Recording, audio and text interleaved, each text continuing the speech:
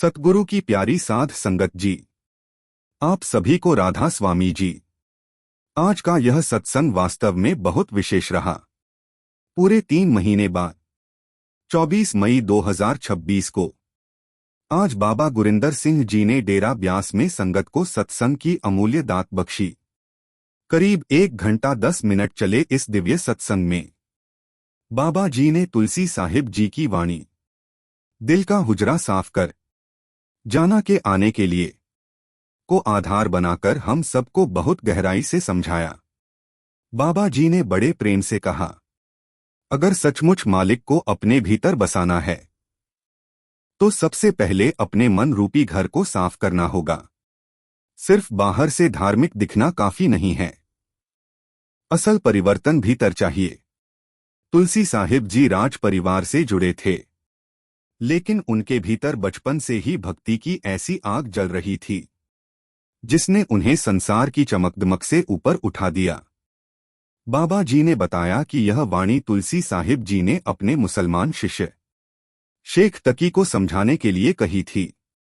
जब शेख तकी हज करके लौट रहा था तो रास्ते में उसे पता चला कि पास ही एक महान संत ठहरे हुए हैं।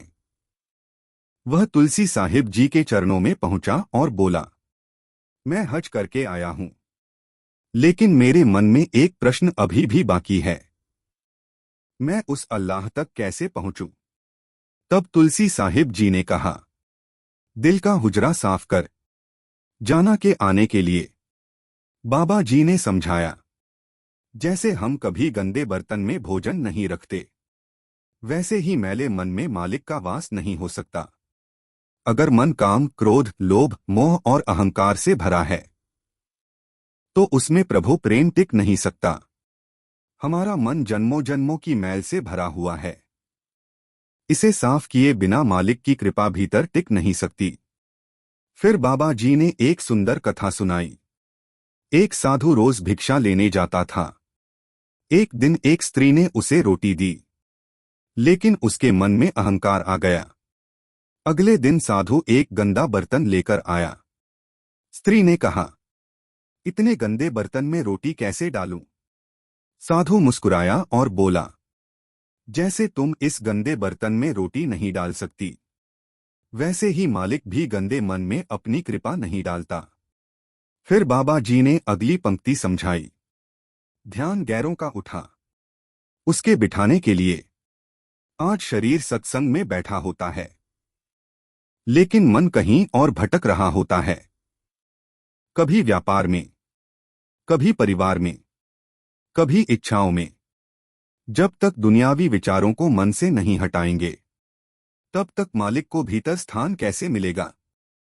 बाबा जी ने कहा, सच्ची भक्ति केवल रविवार का काम नहीं है, यह 24 घंटे का अभ्यास है।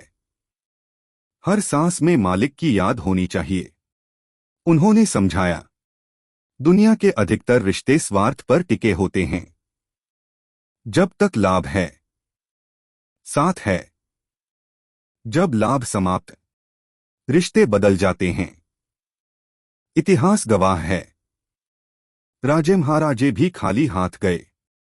साथ जाने वाला केवल मालिक का नाम है। बाबा जी ने कहा, मंदिर, मस्जिद, गुरुद्वारे जाना गलत नहीं है, लेकिन केवल माथा टेककर लौट आना काफी नहीं।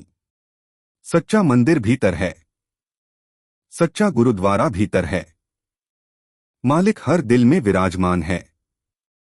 बाबा जी ने कहा, जिस मालिक को बाहर खोज रहे हो, वह तुम्हारे भीतर ही बैठा है। पूर्ण गुरु वही है जो उस मार्ग को जानता है और हमें वहां तक पहुंचा सकता है। लेकिन केवल सुन लेने से कुछ नहीं होगा, अमल करना पड़ेगा, भजन करना पड़ेगा, सिमरन करना पड़ेगा।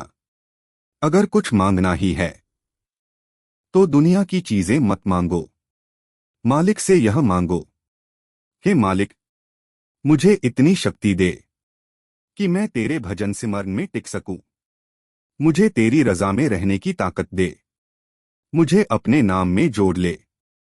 जीवन बहुत छोटा है, भक्ति इंतजार नहीं करती। आज से ही मालिक को याद करना शुरू करो। आज से ही भजन सिमरन शुरू करो, क्योंकि आखिर में साथ देने वाला केवल एक है, मालिक का नाम। राधा स्वामी जी।